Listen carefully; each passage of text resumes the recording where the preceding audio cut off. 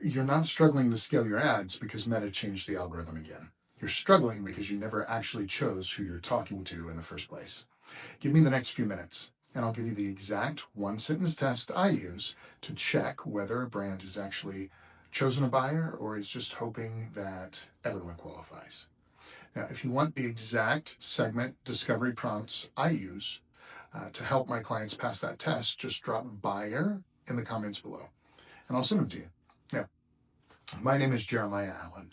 I run an e-commerce advisory called Fat Bullfrog, and I've been doing this since 1997, back before most people even trusted the internet enough to buy anything from it. All right. Now, in every single video I make, you'll walk away with one thing you can actually use and put to use immediately. Here's the problem I see constantly. You launch an ad speaking to anyone your product could help.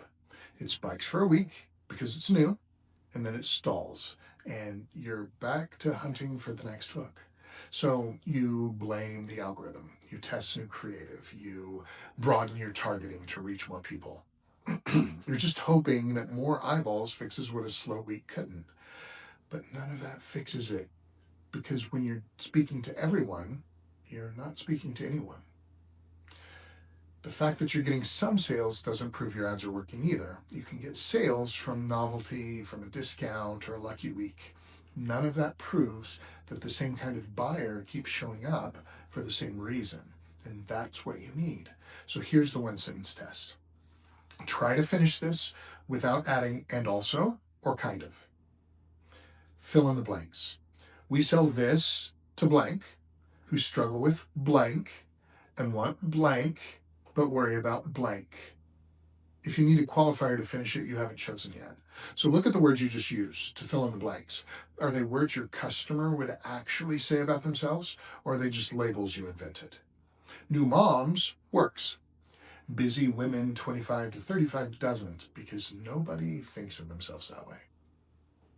Then, if two different kinds of people keep showing up in your answer, just pick one. Build everything around them first. You can widen out later, but only after you've won that group. This works because narrowing isn't giving up the rest of the market.